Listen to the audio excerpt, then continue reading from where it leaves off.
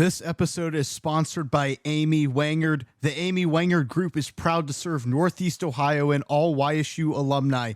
Ranked 15th out of more than 10,000 realtors across 27 counties, Amy and her team deliver trusted, professional real estate advice for your most significant investment. Through exclusive programs designed to simplify buying and selling, they offer solutions you won't find anywhere else, helping clients move confidently at every step. Their goal is to maximize your value and provide a smooth, stress-free experience that turns your dreams into reality. At the Amy Wangard Group, clients become family, and every home is a new beginning. Learn more at amysguaranteed.com. Again, that's amyguaranteed.com. The link will be posted in the description.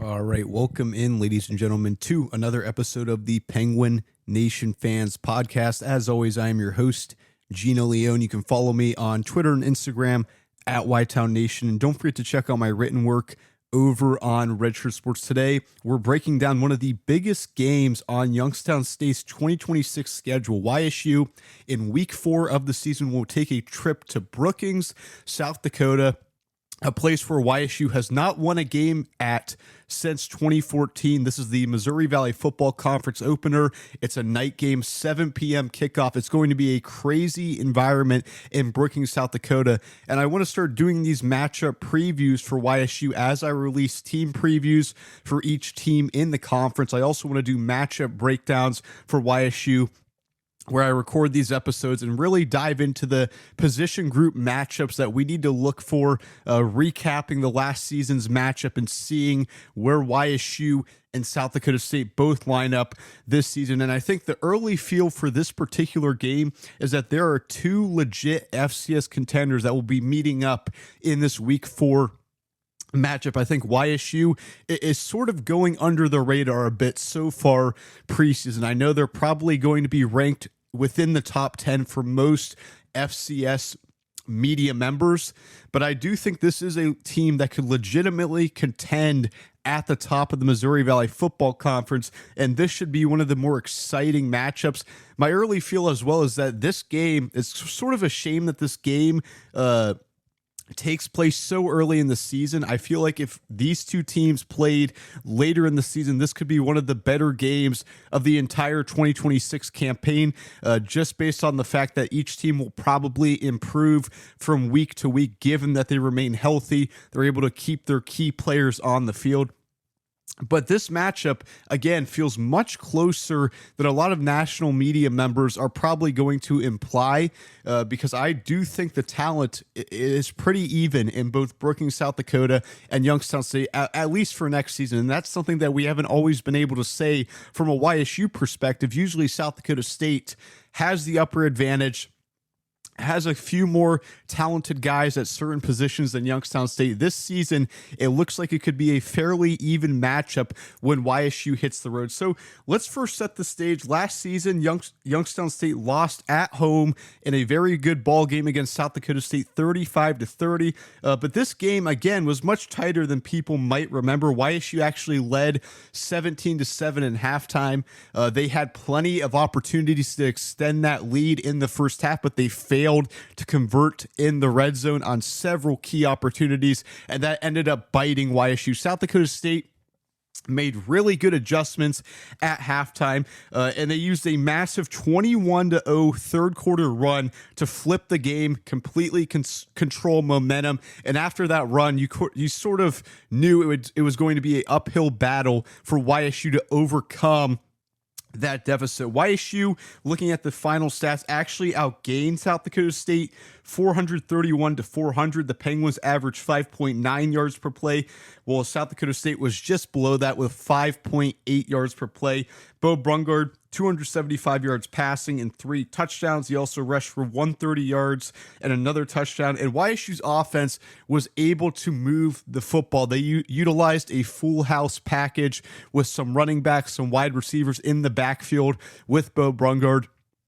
it was able to be effective for 3/4 of the game. Again, I said this in the first half, they had plenty of opportunities to punch it in the end zone and score, but were unable to do so. The fourth quarter, they were able to put some points on the board. It was really that complete third quarter domination from the Jackrabbits that sealed this game and eliminated YSU's chances of pulling off a huge win at home. The difference in this game statistically was the fact that South Dakota State was very good at converting on third down and vice versa. YSU was not good at converting on third down. If you're a team on the road, you have to be able to execute on that key money down. South Dakota State was able to do that. They converted 42.9% of the time on third down, while YSU just 30.8%, which was well below the season average for YSU. The Jackrabbits needed to win that down. That was probably a big key to the game heading into this matchup.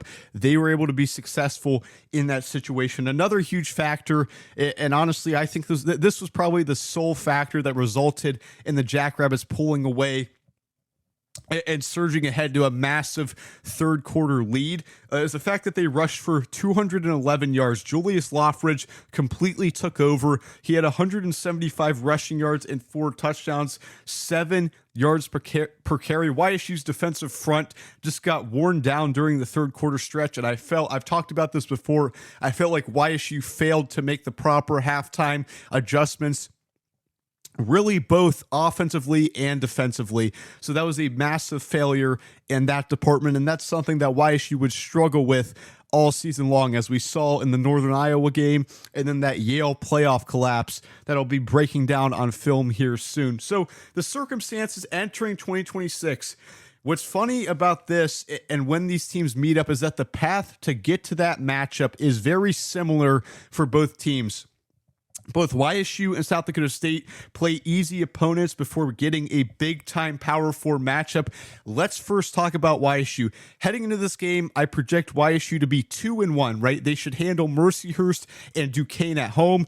The trenches in these matchups are just going to be too much for Mercyhurst and Duquesne to handle. Plus, Beau Brungard trying to limit what he can do with his legs is going to be an absolute nightmare for smaller programs. The intriguing matchup in the non-conference slate for YSU is the Kentucky game, and I actually think YSU could give Kentucky a scare. We played them, what was that, 4 years ago, back in 2022.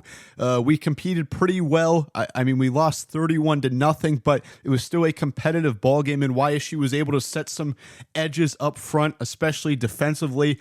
Offense wasn't really able to get anything going, but that was before Mitch Davidson took over at quarterback, and we still had Demetri Crenshaw as QB1. But regardless, this is the first game of the season for the Wildcats. They have a new coach in Will Stein.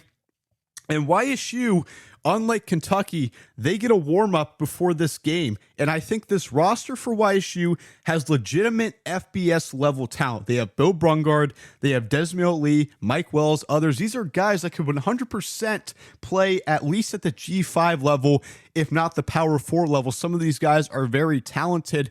This could be a game where if Kentucky starts off slow, which could be expected in a game that is played this early, this is the first game for Kentucky, they're going to make some errors in this game that probably 6, 7, 8 weeks down the line, they're not going to be making. They're going to make some penalties that you would expect in a week 1 game, while YSU will be able to get that out of the way in their first matchup versus Mercyhurst. Now, I still think Kentucky is going to have the upper hand. They're an SEC program, a program that is usually decent in the SEC. It's going to be a tough matchup for YSU, but I would expect YSU in this game to be competitive. You look at South Dakota State, I also have the Jackrabbits entering this game against Youngstown State at 2-1. They'll dominate Stetson and New Haven, and a lot of it is for the same reasons, right? They have more talent in the trenches. They have just overall more talent, and at home, that's a tough place to play in Brookings, South Dakota. It would be shocking to see any of those teams have any chance versus the Jackrabbits, and Dan Jackson is going to have his guys focused and ready to go. But again, a similar situation, though, they get Northwestern on the road. Northwestern, a Big Ten program that usually is somewhere in that middle tier of the Big Ten, if not in the bottom tier, a program that is usually solid, sort of almost similar to what Kentucky is. I think South Dakota State, again, could be a team that could compete against Northwestern and possibly upset Northwestern. So we'll have to see how those FBS games go for YSU and South Dakota State. And again, I talked about this a bit. It's pretty cool that both teams are going to enter this game battle tested, getting some Power 4 reps, getting 3 games under their belt before a massive clash. Both teams are going to come in with confidence, and both teams have realistic playoff expectations. I know for South Dakota State, a program that has had recent success at the top of the FCS, winning a couple of national championships, they're going to heighten their expectations and try to elevate once we hit conference play. And then for YSU, you're coming off of an outstanding offensive season, and YSU is trying to correct and make up for that Yale loss that they had to end their season last year. I think heading into this game, this is going to be a very exciting matchup, and I'm really excited to watch the tape of both of these teams and how they do in the non-conference to see who's going to have the upper hand heading into the game. Historical context, South Dakota State has absolutely dominated the all-time series, leading 18-4. The Jacks have won 7 straight. YSU, as I talked about at the beginning of the episode, has not won in Brookings since 2014, and as we know, Youngstown State has traditionally struggled to win games on the road, especially in Brookings, but this feels different for YSU. The roster is better. The trenches are stronger. The quarterback play is elite with Beau Brungard back. And defensively, I think Ryan Riemedio is going to have a lot of answers for teams. You're not going to see, very rarely would I expect Ryan Riemedio to get outcoached in a game like this. I would expect him to make adjustments better on the fly, and I would not expect his teams to make as many critical errors in terms of penalties, in terms of poor discipline, like we saw last season when John Hanline was the defensive coordinator. The quarterback battle in this matchup is fascinating. Beau Brungard, Walter Payton Award winner, ridiculous 2025 numbers, 4,748 total yards, 54 total touchdowns. He is a true dual threat nightmare. Last year, he had a pretty good ball game against South Dakota State with 405 total yards, 4 touchdowns, and then he was just straight up incredible. And then Chase Mason has a big-time pro frame at 6'4", 240 pounds. He's an efficient passer, strong runner, and he's a very calm operator. The discussion point here is that Beau right now is the better college quarterback. There's no debating that. You're coming off of a Walter Payton Award season. It was an unbelievable year for Beau Brungard. I would take Beau Brungard over Chase Mason in college any day of the week. However, Chase Mason probably has the better NFL build. I just talked about he's 6'4", 240 pounds, but both, regardless, are difficult to defend because they can extend plays. We've seen this with Chase Mason and his running ability. We've seen this with Beau Brungard and his ability to develop an effective passing game like we saw last season. But I think with crowd noise, pre-snap operation, tempo control, all of the factors that go into a road game from a YSU perspective, SDSU at home gives Mason a major advantage in this department. He's not going to have to worry about crowd noise. He's going to be able to operate smoothly. And YSU, on the other hand, is going to have to play a very good game, which is very likely and is possible because YSU has a ton of experience back on the offensive line. That pre-snap communication is super important. We saw Beau execute at a high level in a hostile environment last season when we went to North Dakota State and should have won that game. But regardless, Brookings is a brutal environment to play, and this is a YSU team that traditionally has struggled to play on the road in Brookings. All right, so now let's flip into the trench warfare and one of the most intriguing storylines of this particular matchup. Let's first start with the South Dakota State offensive line versus the YSU defensive front. South Dakota State has 4 starters back along the offensive line. They have massive size and length across the board, and that physicality really took over in stretches of last year's game. Now, Before we talk more about South Dakota State's offensive line, I want to first mention that last season's matchup, when South Dakota State was able to start gashing us and establish an outside zone run against the Penguins, YSU was missing some key defensive starters along that front line. Ebony Curry Jr. did not play. Thomas Jolly went out for the season with a shoulder injury. Those are two big losses. Thomas Jolly and Ebony Curry Jr., if those two played last season, South Dakota State is probably not going to be able to be as effective running the ball as they were able to do. For YSU on the defensive line, one of the other issues that happened last season that was more than just injuries was the fact that John Hanline struggled making adjustments during games, and this was something that was a common theme throughout the season. He would put together a phenomenal initial game plan, right? He would have a really good start to the game. He would make sure that the personnel was correct on the field. Everything was lined up. They played a really good first defensive half against South Dakota State last season. The issue is when South Dakota State understood what YSU was doing, we had absolutely no answers. We made a bit of an adjustment in the fourth quarter, but you have to be able to adjust faster, and Coach Hanline was unable to do so. And again, with Ryan Riemedio at YSU, I would be very surprised if YSU is not able to start adjusting quicker and have a more complex scheme. YSU, for the South Dakota State fans that are going to tune into this, is going to run a 3-4 scheme next season. It's going to be a unique scheme. It worked a lot for Coach Riemedio last season at Mercyhurst. He was able to limit what Montana State did offensively. He was able to limit us when he played against YSU in week 1 and what one of the better offenses in the FCS was able to do.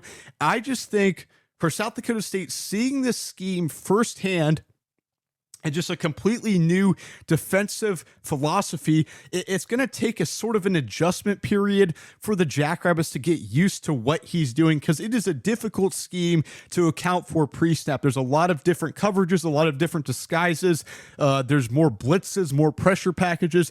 You really don't know what is coming at you. And again, I like how Ryan Riemedio's scheme allows him to utilize Mike Wells and to move him around. You can move Mike Wells on the line of scrimmage. You can move him back. And that's going to give YSU more adjustment flexibility during games and allow YSU to not give up a 21-0 run in the third quarter, where our defense is consistently struggling to get stops. So overall, offensive line for the Jackrabbits versus the Youngstown State defensive front, I think both teams are going to win reps up front, and I really don't think either side dominates the trenches consistently. I really like the starting lineup for YSU on the defensive line. I think South Dakota State is going to have more success up front than maybe they did last season trying to run the ball.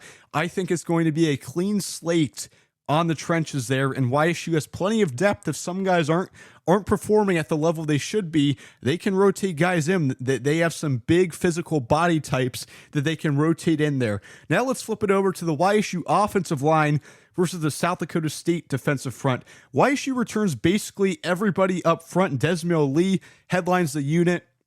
He's going to be a pro prospect next season after he graduates. This is a big group, improved significantly as run blockers late last season. At the beginning of the season, it was sort of sluggish, especially when handing the ball off to the tailbacks. It felt like the running game wasn't really there. But as the season progressed, we started to open up some massive holes, and that allowed Jaden Gilbert to start putting up some ridiculous numbers late in the season. But South Dakota State's defensive line in this matchup, it worries me a lot. They are a very lengthy team. They have 6'4" bodies across the board, and that can create major pass rush issues. And that's always something that seems to be a strength for the Dakota schools, particularly South Dakota State and North Dakota State when they were part of the conference, is they have some very athletic and lengthy guys on the defensive front, and that is very tough to deal with if you're an offensive lineman. You have to play very well and execute at a high level to make sure your quarterback is not getting harassed the entire game. If South Dakota State develops a stronger pass rush than what they had last season, and they have a couple of guys that are coming back from injuries that can make a significant impact on that pass rush, that changes everything, because Brookings becomes even tougher to play at if Beau Brungard is constantly pressured. You need a clean pocket for Beau the entire game, and I think that length at 6'4" is one of the things that worries me looking at this matchup in May. So the next matchup I want to talk about is the receivers versus the secondary, because there's a complete rebuild for YSU in the receiving core. There's a ton of transfers, but a lot of size that came with those transfer additions. Dorian Williams, Lorenzo Jenkins, Jeremiah Sanders. The key question, and something that I think could play a factor in this game, is who becomes Beau's go-to target. Somebody has to replace Max Tomczak in big moments. I think Lorenzo Jenkins is one of those guys that could potentially evolve into that. He's really good in intermediate routes. He's a chain mover. He's a reliable target on third down. That's going to be a key to the game in watching YSU's receivers go up against South Dakota State's new look secondary. On the flip side, how does YSU secondary stack up against South Dakota State's receiving core? South Dakota State has a ton of talent at receiver. I'm very high on Lofton Ogroski. I think he's one of the better receivers in the FCS. We're lucky as YSU fans that Ogroski did not play against us, because our secondary last season was nowhere near capable of matching him up. This is going to be interesting because, again, how does South Dakota State adjust to YSU's new 3-4 defense? I would expect YSU to improve in past events. The big question is, how much improvement do we see from a unit that allowed around 252 passing yards per game, which is just an atrocious number? There's a lot of new transfers.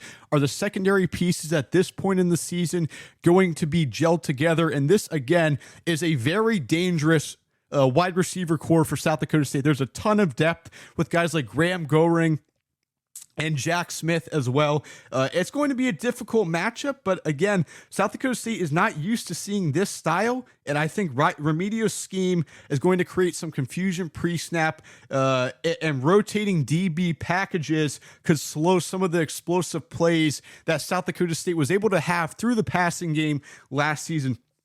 I think heading into this game, looking at it in May, and again, this is not counting for the fact that there could be injuries at this point in the season. I think SDSU is going to need a quarter or two to settle in offensively, just because it's such a different 3-4 scheme from maybe some of the other defenses they have seen before, and they're going to take a lot of time to adjust to that. The keys of the game here: what will it take for YSU to win?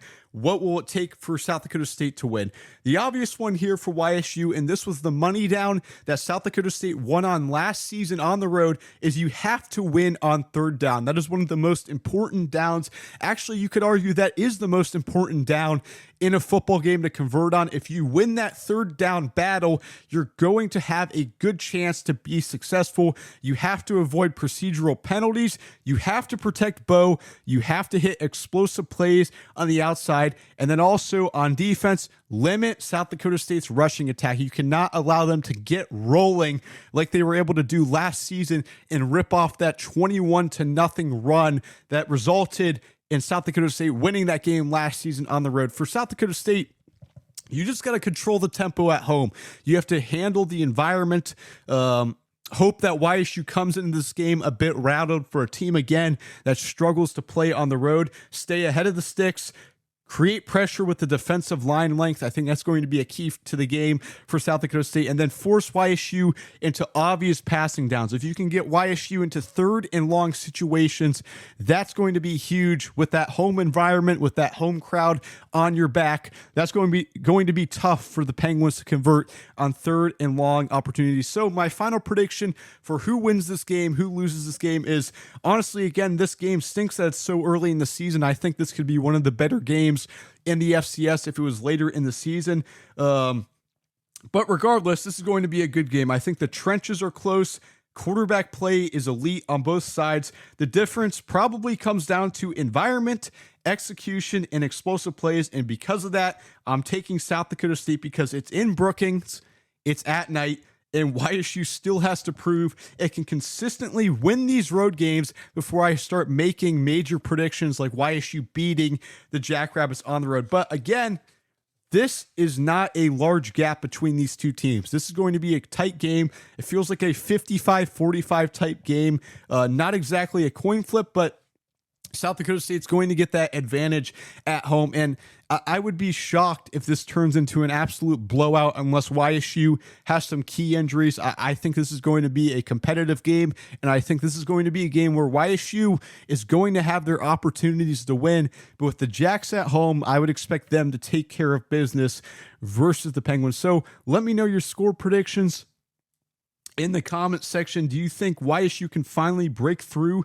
against the Jackrabbits, and how important is this game going to be for the Missouri Valley Football Conference race? So that's going to do it for this edition of the Penguin Nation Fans Podcast. Thanks everybody for tuning in. Make sure to leave the show a 5-star review and continue to support the podcast on social media. For now, I'm Gino Leone, and as always, go Gwins.